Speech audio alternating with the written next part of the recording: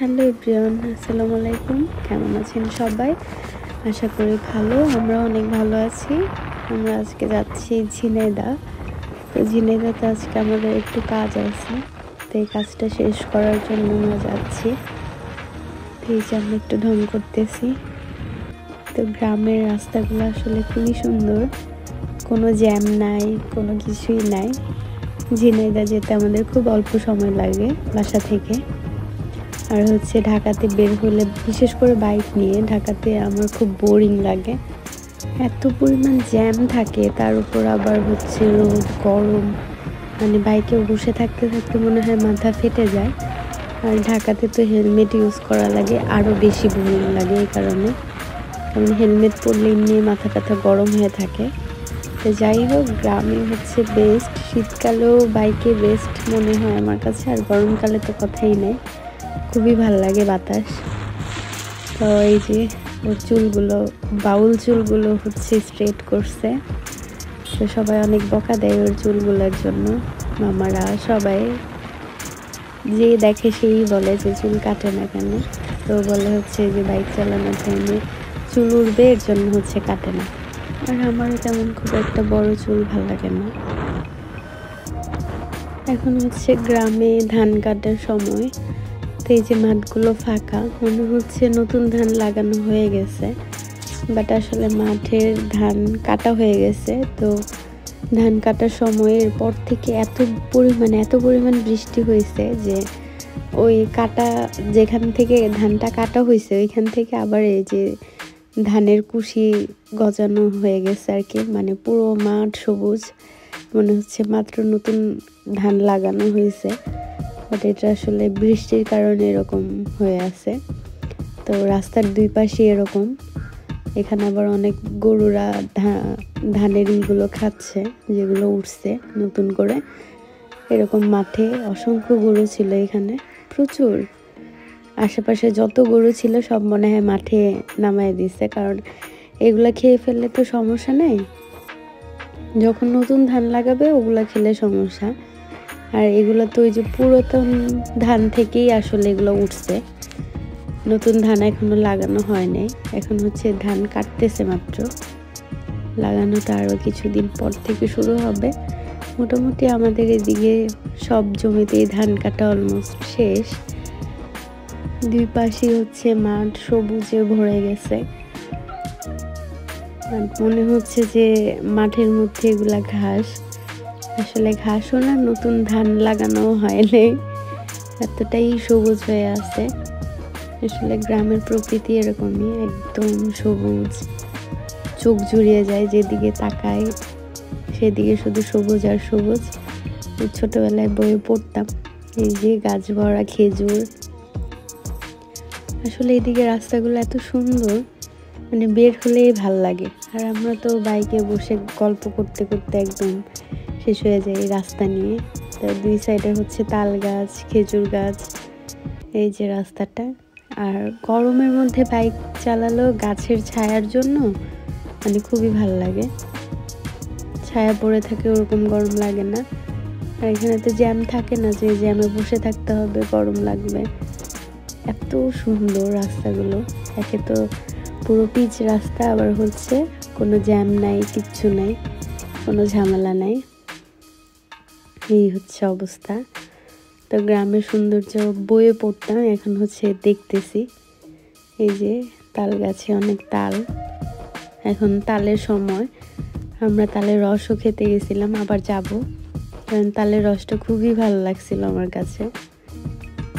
এই যে এই গাছটাতে এত ছোট ছোট আম ছিল, মানে মনে হচ্ছিল সব কিছু আর্ট করা একদম। আর এই যে এখানটায় হচ্ছে তাল গাছে বাবুই পাখির বাসা, এটা আমরা ছোটবেলায় বইতে পড়ছিলাম, এখন হচ্ছে নিজে দেখতেছি। তাল গাছে, এই যে তাল গাছটাতে বাবুই পাখির বাসা ছিল। একটা পাখি হয়ে এত সুন্দর করে বাসা বাঁধে, মানে এটা আসলে বইয়ে তো আমরা অনেক ছবি এরকম দেখছি যে তাল গাছে বাবুই পাখির বাসার ছবি, বাট আজকে হচ্ছে নিজের চোখে দেখলাম যে কেমন থাকে একটা পাখি হয়ে, কত সুন্দর করে ওরা বাসা বাঁধে। আমরা এখন চলে এসেছি ঝিনাইদহের বে লিফের সামনে। এটা হচ্ছে ঝিনাইদহের গার্লস স্কুলের পাশে শিল্পকলা একাডেমির সাথে। এখানে হোমমেড ফুচকা এগুলা, আর ওই সাইডে ইন্ডিয়ান। তো আমরা আজকে এটা ট্রাই করবো। ফুচকা হচ্ছে 40 টাকা প্লেট, আর এখানে হচ্ছে ডেলিকের মেনু।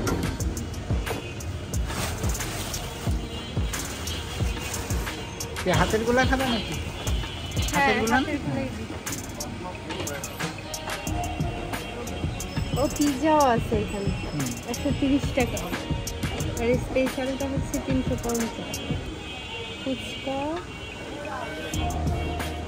এটা হচ্ছে ঝিনাইদহ শিল্পকলা একাডেমির একেবারে অপোজিট। এই যে মেন রাস্তা, রাস্তার সাথেই এরকম বেশ কয়েকটা স্টল। এখানেই মানে মোটামুটি বেশ ভালো ফুচকা পাওয়া যায়।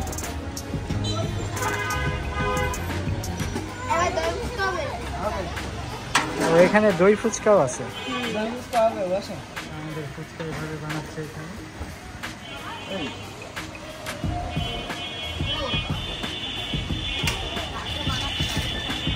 দই ফুচকা খাবা? না, নরমালটাই আমার ফুচকা ভালো লাগে। এর আগে আমরা মাঠা খাইছি। মাঠার উদ্দেশ্যে কিছু বলো? আমরা তো টেক নিতে পারিনি, বাট যাওয়ার টাইমে দেখাবো। সিরাজগঞ্জ থেকে এটা রেসিপি আসে। এই হচ্ছে আমাদের ফুচকা।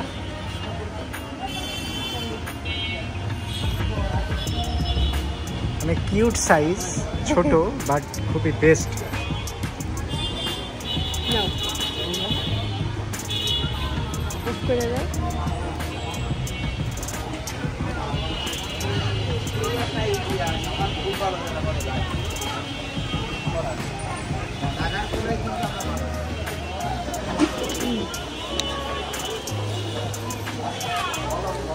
বলো কেমন রিভিউ?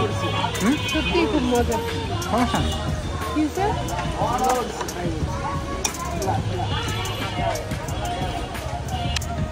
দেখাও কি সিক্রেট দিলা? দেখাইলে তো মজা হবে না। তোমার নাম কি জানি ভাইয়া? স্বপ্ন। আচ্ছা, কি বলছি যে ওর ফুচকাটা খুব ভালো হয়েছে। এখনো বলতেছে আরো মজা করে দিব, কি জানে একটা ভিতর থেকে আইনা দিছে। এখন বলতেছে ওটা দেখাবে, বেশি মজা হবে। আমরা অপেক্ষায় আছি। এক প্লেট খাওয়ার পরে আরো এক প্লেট নিলাম। অবশ্যই ভালো লাগছে এই জন্য। ভিতরে একদম পুরোটা ডুবাই দিচ্ছে এইগুলো, পুরোটা ভরে দিচ্ছে যেন মজাটা বেশি লাগে। আর এটা এই যে এটার কথা বলছি, এটা হোমমেড, হাতে বানায় মচমচে যেরকম অনেক ক্রিস্পি। আর এটা হচ্ছে ইন্ডিয়ান না, এটা রেডি করা থাকে। ওটা তো তোমরা কিনে আনো না? হ্যাঁ, ওটা কিনে এনে তেলে ভাজতে হয়। শুধু কিনে এনে তেলে ভাজে, আর এটা নিজেরা বানানো হয়। এটাই বেশি মজা আসলে। আচ্ছা, এবার আমরা পাইছি দুই ধরনের টক। এই টকটা খুব মজা, মিষ্টি মিষ্টি ঝাল, আর এটা হচ্ছে টক ঝাল।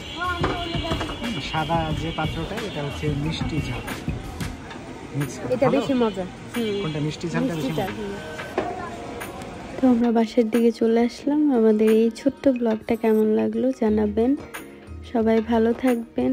আল্লাহ হাফেজ।